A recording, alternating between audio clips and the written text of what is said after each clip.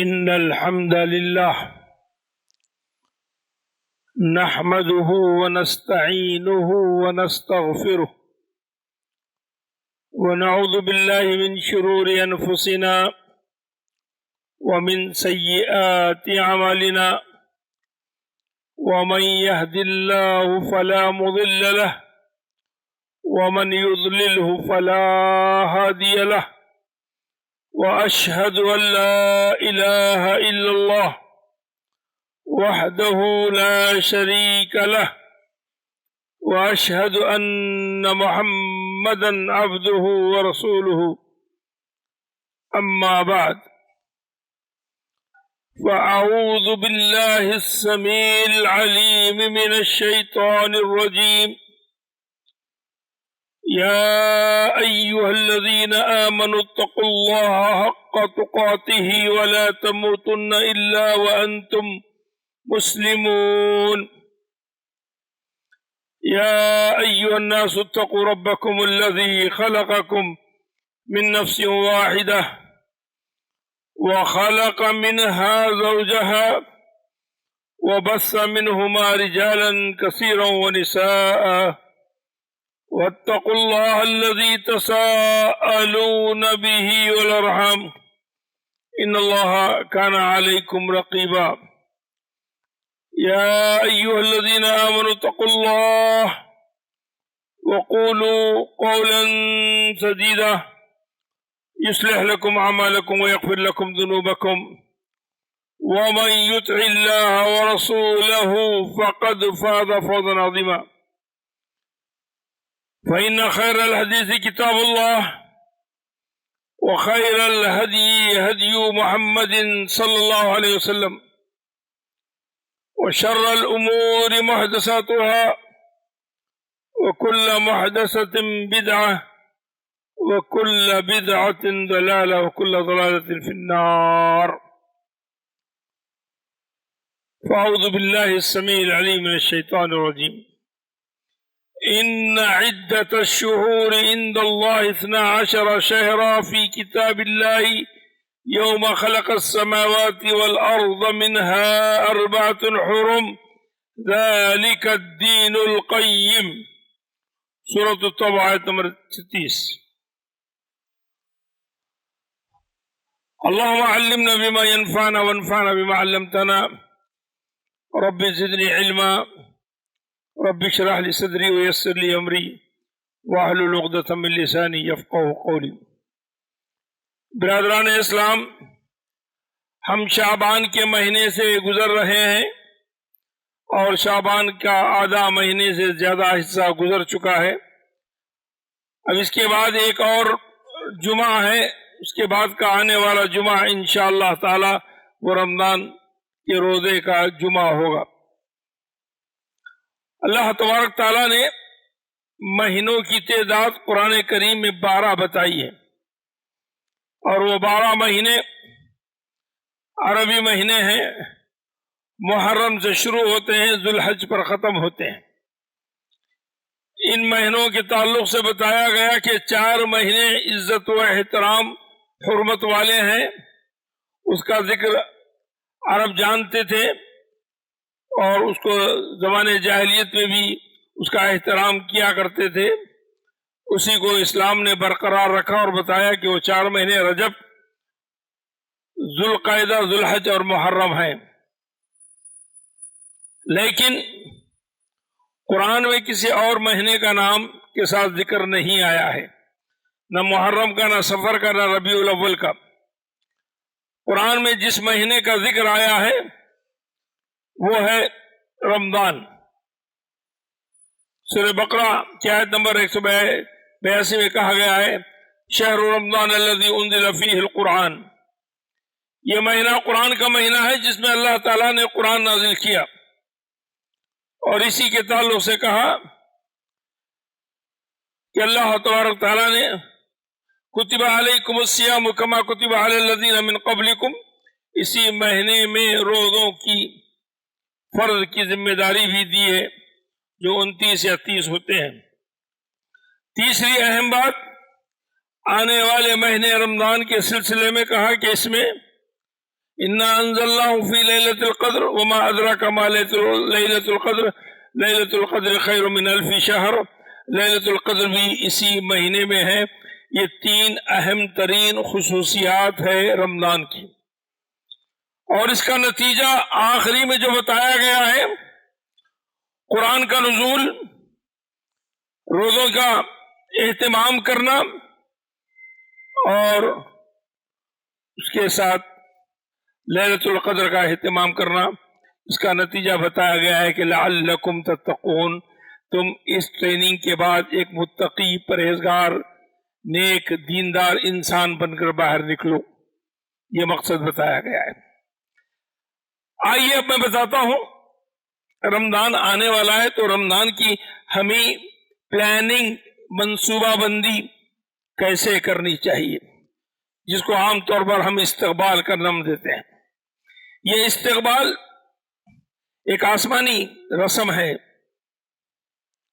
अल्लाह ताला रमजान की पहली रात आती है तो आसमान पर उसका इस्तकबाल इस तरीके से होता है कि जहन्नम के दरवाजे बंद कर दिए जाते हैं, जन्नत के दरवाजे खोल दिए जाते हैं।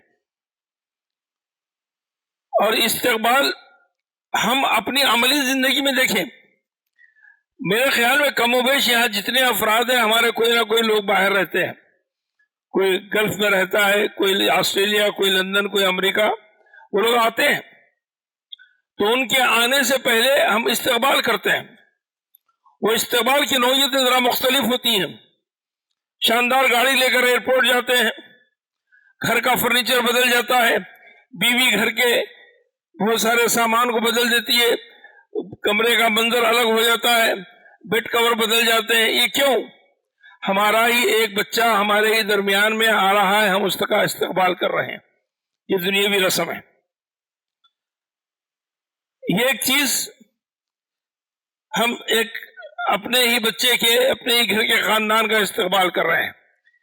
रमजान का इस्तकबाल किस तरीके से करना चाहिए, उसकी क्या मंसूबा बंदी हो, हम अहादीस दसियों रोज सुनते रहेंगे। मन सामा रमजान ईमानन व इहतिसाबन गुफिर लहु मा तक़द्दम मिन ज़ंबिह, कि जिसने रमजान का एहतमाम किया, रोज़ों का एहतमाम किया, उसके सारे गुनाह माफ हुए। कैसे माफ हो गए?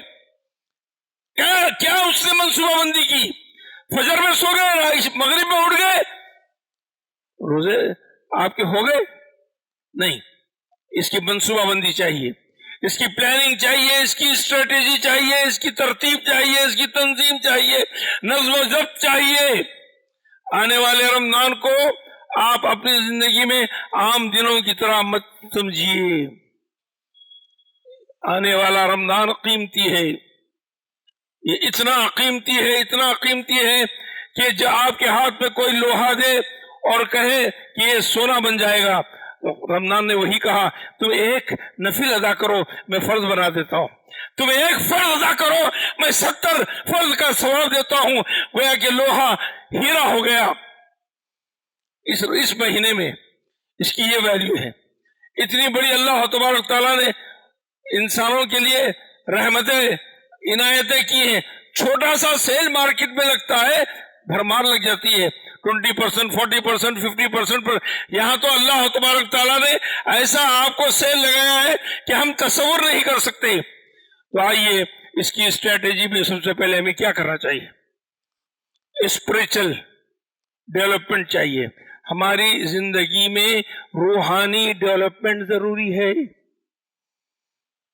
हमारा जो नफ्स है बहुत मोटा हो गया है, रूहानियत उसके अंदर खत्म हो गई है, मुरव्वत खत्म हो गई है, हमदर्दी खत्म हो गई है, बेमुरव्वत हम जालिम किस्म के इंसान बने हुए हैं, शफकत मोहब्बत उड़ गई है। तो ये रूहानियत को जिंदा करने वाला महीना है। तो इसमें सबसे ज्यादा अहम तरीन रूहानियत से मुराद इबादत है। इसका ताल्लुक दिल से होता है। तो इबादत का एहतमाम इतने ऐसे अंदाज में करें कि जो आम दिनों से मुख्तलिफ हो। कोई तकबीर तहरीमा रमजान में छूटने न पाए, इसका एहतमाम हो।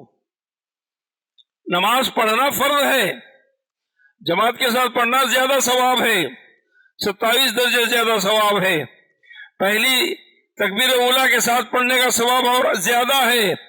تو اس مہینے میں، آنے والے مہینے میں اپنے آپ کو آپ عبادات کے لیے تیار ایسا کریں کہ کوئی تکبیر تحریمہ چھوٹنے نہ پائے. امام کے پیچھے آپ پہلی صف میں یا جہاں بھی جگہ ملے تکبیر تحریمہ کے ساتھ اہتمام کریں. یہ آپ ابھی سے ارادہ کریں. ارادہ اللہ تعالیٰ ارادے کو بھی قبول کرتا ہے. انما الاعمال بالنیات. آپ خیر کا ارادہ کریں گے تو اللہ تعالیٰ آپ کے ارادے کا ساتھ دے گا. اگر آپ ارادہ بھی نہیں کریں گے تو اللہ تعالیٰ دھتکار دے گا. اللہ تعالیٰ آپ کو اپنی رحمت سے دور کر دے گا. ارادہ کیجئے. ہو سکتا ہے 100% کامیاب نہ ہو، 50% کامیاب ہو جائے. دوسری بات، ان عبادات کے تفصیلات ہیں. قرآن ہے. قرآن زینت کی کتاب نہیں ہے. طاقوں میں سجایا جاتا ہوں، ہاتھوں میں اٹھایا جاتا ہوں، قسمیں کھلانے کے لیے لایا جاتا ہوں، اس کے لیے نہیں ہے. قرآن فہمی، قرآن کی سماعت. آپ تراویح پڑھ رہے ہیں ایک متعین مسجد میں متعین امام کے پیچھے پڑھ رہے ہیں، تو آپ پوچھ لیجئے امام صاحب سے آج کہاں سے کہاں تک آپ کی قرات ہوگی. اتنا پڑھ کر آئیے، ترجمہ پڑھ کر آئیے. جب امام صاحب پڑھیں گے تو آپ کا ترجمہ ذہن میں ہوگا. توجہ نماز کی طرف ہوگی، توجہ تراویح کی طرف ہوگی. ارادہ کیجئے کہ وہ تراویح کے اندر ایک پارہ آدھا پارہ جو بھی پڑھے آپ اس کا ترجمہ پڑھ کر آئیں گے تاکہ آپ کو تراویح کی لذت محسوس ہو. ان کے اس خاص قرات کے انداز میں پھر آپ اپنے دل و دماغ پر اس کے ترجمے کو ثبت کریں گے تو اس کی لذت الگ ہوگی. یہ مہینہ ذکر و اذکار کا ہے. صبح و شام کے اذکار تو سال بھر کے لیے ہے.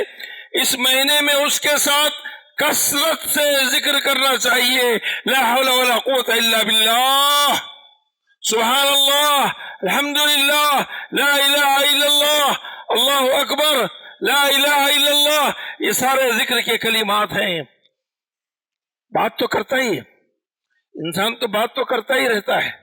ذرا کنٹرول کیجئے، اپنی زبان کو ذکر الہی میں مشغول کیجئے. ذکر الہی میں مشغول کرنا اس رمضان کے مہینے میں اس کی سعادتیں بڑی ہیں، عظیم ہیں. پھر اس کے ساتھ یہ مہینہ دعاؤں کا مہینہ ہے. کثرت سے دعائیں کریں. دعائیں آپ سوچیں اللہ سے مجھے کیا مانگنا ہے. حدیث میں آیا کہ جوتے کا تسمہ پٹا ٹوٹ گیا تو اللہ سے مانگو. ہمارے ہاتھ اٹھائے صرف دعا پڑھتے ہیں ربنا آتنا فی الدنیا حسنہ وفی الآخرۃ حسنہ وقنا عذاب النار. دعا دل سے مانی جاتی ہے. دعا غفلت کے ساتھ نہیں کی جاتی. دعا لاپرواہی سے نہیں کی جاتی. دعا پورے اہتمام کے ساتھ کی جاتی ہے. آپ سوچیں آج مجھے فجر کی نماز میں اللہ سے کیا مانگنا ہے. گھر کی چھوٹی سے چھوٹی ضرورت، بڑی سے بڑی ضرورت، بچوں کی تعلیم و تربیت کی ضرورت، بیوی اور شوہر کے اصلاح کی ضرورت، خاندان کے اصلاح کی ضرورت. آپ لسٹ بنائیں.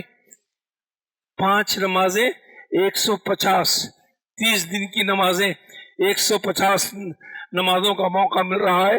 فرض کے بعد کی نماز اللہ تبارک تعالیٰ کو محبوب ہے. آپ 150 نمازوں میں ایک دعا کا اہتمام کریں. آپ کی 150 دعائیں قبول ہوں گی. کہا گیا یہ وہ مہینہ ہے جب آپ افطار کریں گے صائم کو، روزے دار کو خوشی ہوگی. اس مہینے میں اہتمام کریں. عبادات کا مہینہ، قرآن کا مہینہ، تلاوت کا مہینہ، قرآن سننے، قرآن پڑھنے، قرآن فہمی میں، قرآن کو پہنچانے، لوگوں کے درمیان میں قرآن کی بات کرنے کا مہینہ ہے. اگر دروس ہو رہے ہیں قرآن کی تفسیر کے، اسلامی مضامین کے، تو آپ کو سننا بھی ہے. دوسری بات اس سلسلے میں آپ کو بتانا ہے، یہ تو ہو گیا اسپریچل ڈیولپمنٹ، روحانی انسان کی ترقی. دوسری بات ہے سیلف ڈیولپمنٹ. اپنی ذات کے اندر آپ کیا تبدیلی لا رہے ہیں. رمضان سے پہلے کا عارف کیسا ہے، رمضان کا عارف کیسا ہے. رمضان سے پہلے کا خالد کیسا ہے، رمضان کا خالد کیسا ہے. رمضان سے پہلے کی عائشہ کیسی ہے، اور فاطمہ رمضان سے پہلے کی کیسی اور رمضان میں کیسی ہے. اپنے ذاتی عمل میں آپ کی تبدیلی چاہیے، لوگوں سے میل ملاقات میں، لین دین میں، خوش اخلاقی میں، ان کی خدمات میں. یہ آپ کا اہم ترین رول ہے کہ اس کو اپنے سیلف ڈیولپمنٹ کو آپ امپرومنٹ کریں اور اپنے آپ کو لوگوں سے زیادہ اٹیچمنٹ میں رکھیں. تیسری بات اس سلسلے میں ہے کمیونٹی ڈیولپمنٹ، سوسائٹی کے تعلقات. ہم محدود نہیں ہیں، ہمارا ایک نظام ہے، ہمارا ایک سسٹم ہے، اور رمضان میں وہ سسٹم ابھر کر سامنے آتا ہے. کمیونٹی میں آپ دیکھ رہے ہیں کہ جو برکتیں رمضان میں اجتماعیت میں افطار کی وجہ سے ہوتی ہیں، سحری میں اجتماعیت میں افطار کی وجہ سے ہوتی ہے، عام دنوں میں دیکھا نہیں جاتا. عام دنوں میں نہ گھروں میں وہ برکت ہوتی ہے، نہ کھانوں میں، ہماری دعوتوں میں وہ برکت ہوتی ہے. جو برکت رمضان کے افطار وہ سحری کے کھانوں میں ہے، کیونکہ اللہ تبارک تعالیٰ نے فرمایا کہ سحور برکہ، سحری میں برکت ہے. اور سحری رات میں 3 بجے حلیم کھا کر سونے کا نام نہیں. رات میں 2 بجے کسی جگہ بریانی کھا لی، پھر اس کے بعد بولے کہ میری سحری ہو گئی. نہیں، سحری کا وقت متعین ہے. قیام اللیل کے بعد فجر سے پہلے، جب طلوع صادق ابھی طلوع ہونے سے آدھا گھنٹہ پہلے آپ کے لیے سحری کا وقت متعین ہے. رات کے کسی حصے میں بھی آپ جو کچھ کھا لیں گے اور سمجھیں گے کہ آپ نے اہتمام سحری کر لیا، نہیں، سنت کے خلاف ہے. ہماری آج کی زندگی میں بھی لوگ 2-2, 3-3, 4-4 بجے تک جا رہے ہیں. کمیونٹی میں بہت سارے سلم کے علاقے ہیں جہاں افطار نہیں پہنچتا، کھجور نہیں پہنچتا، معمولی فروٹس نہیں پہنچتے، ہمارے دستر بھرے ہوئے ہوتے ہیں. ہم نے رمضان کی تیاری کا مطلب یہ سمجھ لیا کہ کچن بھرا ہوا ہو، 4 تیل کے ڈبے آ جائیں، سارے چنے اور بیسن کا آٹا آ جائے، سارے مغزیات آ جائیں، گوشت کی بھرمار لگ جائے. یہ ایک انسانی وقتی ضرورت ہے، یہ رمضان نہیں ہے. رمضان میں تو انسان کا 33% کھانا کم ہونا چاہیے. کیوں کہ ایک ٹائم ہم اسکپ کرتے ہیں. اسکپ کرنے کا مطلب یہ ہے کہ ہم نے اپنے زندگی کے پیٹ کے نظام کو 30% کم کیا ہے، لیکن ہم اس کے اہتمام کو ختم کرتے ہیں اور یہ تصور کرتے ہیں کہ سحری میں کھا لیا اور رات تک بھوکے ہیں. نہیں، آپ بھوکے نہیں ہیں، آپ روزے دار ہیں. روزے دار بھوک کی شکایت نہیں کرتا. روزے دار معمولی سا چھوٹا سا بچہ، 6-7 سال کے بچے ضد کرتے ہیں، ہم ان کو روزہ رکھواتے ہیں، وہ تنہائی میں رہتا تو پانی نہیں پیتا، فریج کھلا ہوا بھی رہے تو کوئی اس میں سے لے کر کھاتا نہیں، کیونکہ یہ اخلاص کا معاملہ ہے، اس کا تعلق اللہ سے ہے. تو اس رمضان میں وہی اخلاص ہر عمل میں ضروری ہے. جو اخلاص آپ روزے کے سلسلے میں خیانت نہیں کرتے، کیونکہ اس کا بدلہ اللہ ہے اور اللہ کے لیے لوگ روزہ رکھ رہے ہیں، تو زندگی کے تمام اعمال میں اسی چیز کو ترجیح دینی چاہیے. اس رمضان میں ہم زکوٰۃ نکالتے ہیں. زکوٰۃ ہمارے کمیونٹی کا ایک اہم ترین حصہ ہے. اس کے 8 مد ہیں. 8 مد پر زکوٰۃ نکالنے والے غور نہیں کرتے. انما الصدقات للفقراء والمساکین والعاملین علیہا والغارمین. تفصیل بتائی گئی سورۃ توبہ میں کہ کس کس کو یہ زکوٰۃ کی رقم ادا کی جائے. اجتماعی نظام نہیں ہے تو اس کی کوشش کریں. انفرادی نظام میں صرف 1-2 جگہ پر سارے زکوٰۃ کو نہ نپٹا دیں، اور اہل زکوٰۃ ادا کرنے والے باحیثیت افراد علماء سے رجوع کریں، پوچھیں کہ زکوٰۃ کے مد کیا ہیں، کون سے فیکلٹیز، کون سے حصے دار ہیں، ورنہ قیامت کے دن شکایت کریں گے وہ مسافر جو آگے بھیک مانگ رہا ہے جبکہ وہ زکوٰۃ کا مستحق ہے. اس طریقے سے ہمارے ہاں بہت سارے تعلیمی بچوں کی فیسیں رکی ہوئی ہیں، بہت سو کے کاروبار سود پر چل رہے ہیں، بہت سو کی عورتوں کے زیور مہاجروں کے پاس رکھے ہوئے ہیں. یہ ہماری ہی بہو بیٹیاں ہیں، یہ ہماری ہی بہنیں ہیں، ہماری ہی مائیں ہیں، ایک گندگی میں لت پت ہے، ان کو کون باہر نکالے گا؟ کون اٹھے گا اس معاشرے سے ان کو اس گندگی سے نکالنے کے لیے؟ ہماری اکثر زکوٰۃ رمضان میں نکلتی ہے، سال بھر سے ہم اس کی کوئی اہتمام نہیں کرتے، ایسی کوئی لسٹ نہیں بناتے کہ ہمارے خاندان میں کن لوگوں کی کیا ضروریات ہیں، محلے والوں کی کیا ضروریات ہیں، جماعت کی کیا ضروریات ہیں، ہمارے ساتھ رہنے والوں کی کیا ضروریات ہیں، کون مستحق ہے، ہم اس پر غور نہیں کرتے۔ آخری بات، اس سلسلے میں ہمیں جو تیاری کرنی ہے وہ ہے ڈسٹریکشن، یعنی عدم توجہی کو دور کرنا، ایسی چیزیں جو آپ جس کے اوپر توجہ نہیں دے رہے ہیں اس چیزوں پر توجہ دیں، اور جو چیزوں پر توجہ نہیں دینا چاہیے مت دیں۔ ہماری ان مصیبتوں میں بڑی مصیبت موبائل ہے، بڑی بڑی بڑی بڑی مصیبت موبائل ہے۔ ہمارا وقت موبائل آنے سے پہلے بھی گزر جاتا تھا، اب ہمارے نوجوان واٹس ایپ، انسٹاگرام، فیس بک، یوٹیوب پر 8-10 گھنٹے گزارتے ہیں۔ رمضان کے لیے کتنے گھنٹے دیے بھائی آپ نے؟ قرآن کی تلاوت کے لیے آپ نے کیا ٹائمنگ کی؟ رمضان ٹائم مینجمنٹ کا مہینہ ہے، ٹائم مینجمنٹ آپ نے نہیں کیا، آپ کا رمضان آپ سے چلا گیا۔ ٹائم مینجمنٹ یہ ہے کہ رمضان میں آپ اگر فرض نماز پڑھے، نوافل و سنن پڑھ لیں، اس کے بعد ایک پارہ پڑھ لیجیے، ایک پارہ قرآن پڑھ لیجیے، 20 سے 25 منٹ لگیں گے۔ اگر رک رک کر بھی پڑھنا ہے تو آدھا گھنٹہ پڑے گا۔ کوئی ریل دیکھتے ہیں تو کئی گھنٹے چلے جاتے ہیں، کوئی نیوز دیکھتے ہیں تو کئی گھنٹے چلے جاتے ہیں۔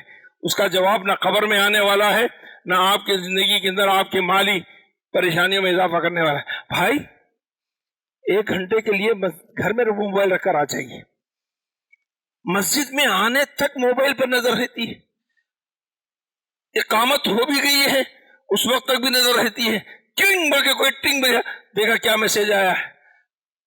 نماز پڑھتے نہیں پھر اٹھا لیتے ہمارے بچے۔ بھائی ایسے کون سے بلین کروڑوں کا بزنس چل رہا ہے؟ اگر چل بھی رہا ہے تو نماز سے اہم نہیں ہے۔ نماز آ رہے ہیں، گھر پہ موبائل رکھیے، آپ دن میں 100 مرتبہ موبائل کو ان لاک کرتے ہوں گے، رمضان میں آپ ارادہ کر لیجئے کہ یہ کام 50%، 25% ہی ہوگا۔ جب دیکھو موبائل کھولے، ان لاک کر دیے، پھر اس کے بعد کچھ نہ کچھ میسج بھیجے، دیکھتے رہے یا وقت گزاری کرے۔ نہیں، وقت گزاری صحیح طریقے سے کرنا ہے تو اذکار، قرآن کی تلاوت، صحیح وقت کا مینجمنٹ کیجئے۔ فجر کے بعد آپ کو کیا کرنا ہے، کس سے ملاقات کرنی ہے، کون سے علماء سے ربط کرنا ہے، کس کی تقریر سننا ہے، کون سے مسائل دریافت کرنے ہیں۔ ہماری زندگی، قرآن نے ایک مثال دی، جو غافل ہے وہ جانوروں کی طرح ہے، جانور مطلب گائے بیل کی طرح ہے۔ اولئک ھم کالانعام بل ھم اضل، بلکہ اس سے گئے گزرے ہیں۔ کیوں دی مثال؟ یہ گائے بیل کی مثال کیوں دی؟ کتے کی، بلی کی، شیر کی، چیتے کی مثال نہیں دی۔ کیوں؟ یہ جو بیل ہے، جو گائے ہے، یہ بے حس جانور ہے۔ آپ سڑک پر دیکھتے ہوں گے گاڑی قریب تک لانے سے وہ مومنٹ نہیں کرتا ہو۔ کیوں؟ اس کو 2 ہی کام ہے، اس کو چارہ کھانا، دودھ دینا، تیسرا کام نہیں۔ چارہ کھانا، کھیت میں چرنا۔ دوسرے جانور وہی دیکھیے، ہرن کو دیکھیے، چاروں طرف اس کی نظریں دوڑی رہتی ہے، کوئی اس پہ شکار تو نہیں کر رہا، اس کے آگے خطرہ تو نہیں ہے، ان کو کچھ نہیں۔ تو اس لیے کہا گیا تمہاری حالت بھی انہی جانوروں کی طرح ہے جو غفلت میں ہے، بل ھم اضل، بلکہ اس سے بھی زیادہ گئے گزرے ہیں۔ بھائی اللہ کے رسول نے پہلی سیڑھی پر چڑھ کر کہا، صحابہ نے سنا آمین، دوسری سیڑھی پر چڑھا، آپ نے کہا آمین، تیسری سیڑھی پر چڑھا، آپ نے کہا آمین، خطبہ دیا، خطبے سے فارغ ہو گئے۔ فارغ ہونے کے بعد صحابہ نے پوچھا یا رسول اللہ یہ غیر معمولی آپ نے ممبر پر چڑھتے ہوئے جو بات کہی ہے کبھی اس سے پہلے نہیں کہی، پہلی سیڑھی پر کہا آمین۔ کہا کہ ہاں، جب میں پہلی سیڑھی پر چڑھ رہا تھا اللہ تعالیٰ نے جبرائیل کو یہ پیغام دے کر بھیجا تم اس شخص کو نامراد قرار دو، اس شخص کو نامراد، کامیاب نہیں، جس نے اپنے والدین کو یا دو میں سے کسی ایک کو بڑھاپے میں پایا اور وہ اس کی خدمت کر کے مرادی حاصل نہیں کی، کامیاب نہیں ہوا، ایسے شخص کو نامراد قرار دیا۔ اللہ کے رسول نے کہا آمین۔ والدین کی خدمت، اس پر خطبہ ہو چکا ہے، اور بھی بات بہت ساری باقی ہے۔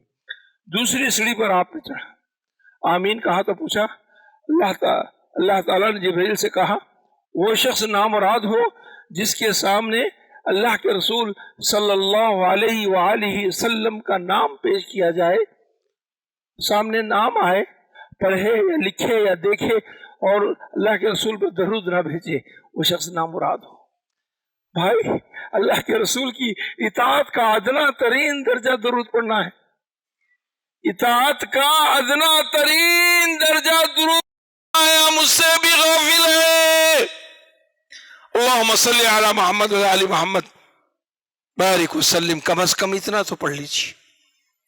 تیسری سیڑھی پر چڑھے، آپ نے کہا آمین، کہا جس شخص نے رمضان پایا، رمضان کی عظمتیں پائیں اور اس نے اپنی فوزان اور غفران کا اہتمام نہیں کیا، فوزان یعنی اپنی کامیابی حاصل نہیں کی، غفران یعنی وہ بخشا نہیں گیا، تو وہ بھی شخص نامراد ہے کہ ایک عظیم الشان مہینہ ہے اور اس مہینے کی عظمت کو اللہ تبارک تعالیٰ نے ہم پر نچھاور کیا ہے، لٹایا ہے، بارش کی ہے اور ہم اس سے غافل ہیں۔ نوجوان مائوں بہنوں، نوجوان بچوں، تمام افراد دیکھیے، عزم کیجیے، عزم ارادے سے زندگی میں تبدیلیاں پیدا ہوتی ہیں۔ انما الاعمال بالنیات، نیت کیجئے، ارادہ کیجئے، اس سے زندگی میں تبدیلی پیدا ہوتی ہے۔ خیر کے ماحول میں آپ قدم رکھیں گے، اللہ تعالیٰ آپ ایک قدم آگے بڑھیں گے، وہ 10 قدم آگے بڑھے گا، آپ ایک بالش بڑھیں گے، وہ 1 گز آئے گا، آپ چل کر جائیں گے، وہ دوڑ کر آئے گا۔ تو استقبال کیجئے رمضان کا اپنے اسٹریٹجی سے، اپنی منصوبہ بندی سے۔ غفلت میں رہ کر راتوں میں ہوٹلوں کے اندر ہوٹلنگ کرنا یا سڑکوں پر گاڑیوں پر فراڈے بھراتے ہوئے چلنا اور دن بھر روزہ رکھ کر سوتے رہنا، اللہ کے رسول نے فرمایا کہ اس شخص کا کوئی روزہ نہیں جو جھوٹ بولا، گویا کہ اس نے اپنے کھانا پینا کا، اس نے اپنے آپ کو کھانے پینے سے الگ کیا، اس کے علاوہ اس کے پاس کوئی اہتمام نہیں ہے۔ میں اللہ تبارک تعالیٰ سے دعا کرتا ہوں کہ اللہ تبارک تعالیٰ آنے والا رمضان ہمارے لیے باسعادت بنائے، اللہ تعالیٰ آنے والا رمضان ہمارے لیے عمل والا رمضان بنائے، اللہ تعالیٰ آنے والا رمضان ہمارے نیک ارادوں کو مکمل کرنے والا رمضان بنائے، اللہ تعالیٰ ہمیں استقامت کے ساتھ رمضان کے مکمل روزے، لیلۃ القدر کا اہتمام کرنے، تلاوت کرنے، ذکر و اذکار کرنے، استغفار کرنے کی توفیق عطا فرمائے اور رمضان سے بھرپور فائدہ اٹھائے۔ مواسات، غمخواری، غریبوں، یتیموں، مسکینوں اور ضرورت مندوں کا اہتمام کرنے والے مہینے کو مواسات، صبر کا مہینہ کہا گیا ہے۔ اس کا اللہ تعالیٰ ہمارے دلوں میں محبت ڈالے، غریبوں کا ہم تعاون کریں، آپس میں ایک دوسرے سے محبت سے پیش آئیں، اسراف سے بچیں، اسراف، فضول خرچی، افطار کے اندر پکا کر سڑانے پھینکنے سے بچیں، اور بیکار ایسے دعوتیں جس سے لوگوں کو سڑکوں پر کھڑا کر کے تکلیفیں دے رہے ہیں، راستے بند کر رہے ہیں، اس سے بہتر وہ پیسہ ضرورت مندوں میں تقسیم کریں، ضرورت مندوں کے گھروں تک پہنچائے۔ سڑکوں کی پارٹیاں صرف وہ پارٹیوں کے لحاظ سے نام تو ہوگا، لیکن اس سے زیادہ ضرورت مند جہاں پر ہیں ان تک اپنا پیغام پہنچائے۔ اللہ تبارک تعالیٰ ہمارے تمام باتوں کو قبول فرمائے، کہنے اور سننے والوں کو اس پر عمل کی توفیق عطا فرمائے۔ اللہ تبارک تعالیٰ ہمارا خاتمہ بالخیر فرمائے، ہمیں رمضان تک پہنچائے اور رمضان کی سعادتوں سے نصیب سے ہمیں حاصل کرنے کی توفیق عطا فرمائے۔ بارک اللہ لنا ولکم بالقرآن العظیم ونفعنا بآیات اللہ وذکر الحکیم، وآخر دعوانا ان الحمد للہ رب العالمین۔